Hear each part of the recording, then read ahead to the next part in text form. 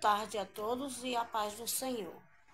Não tem na palavra do Senhor, pessoal, aquela passagem do gigante Golias, né? Eu tive uma visão espiritual que através daquela história do gigante Golias, no mundo espiritual foi comigo. Como assim? Eu vou explicar. Diz que eu estava numa terra muito seca, ela era toda trincada. De repente, ali aparecia, vinha um gigante de lá pra cá. E ali, eu tivesse na terra seca, tipo que nem dentro de uma grotinha. Dentro de uma grota, tá entendendo? A terra era tão seca que tinha grota. E ali eu tava no meio daquela grota.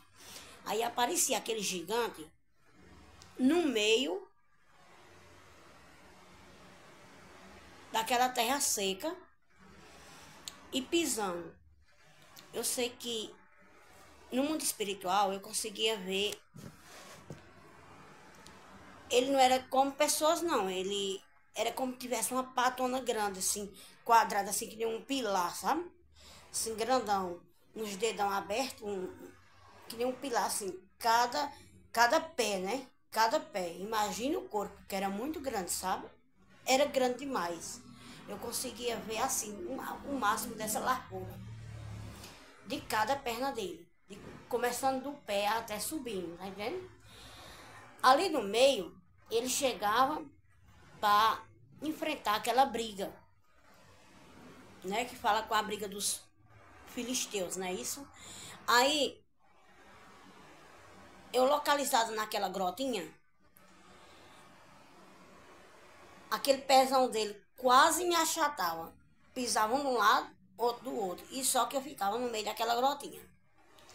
E ali eu conseguia olhar para cima. Eu dizia, eu nunca conheci um gigante, agora eu vou conhecer.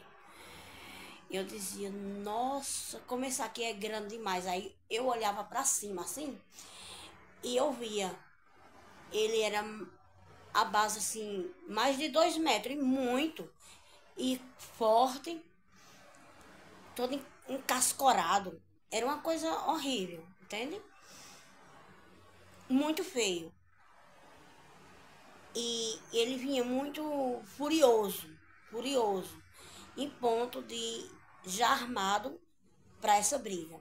Eu sei que no momento daquela grotinha que eu tava ali, eu sei que eu conseguia sair dali, eu não sei como, eu sei que eu conseguia sair dali e corria bastante, porque eu tinha medo, né? Eu corria para bem longe, para descansar do medo que eu tava, né? Porque eu tava dentro de uma grota, mas ele tava quase em cima de mim, por causa que eu tava no meio da grota, e os pés dele estavam de um lado e do outro.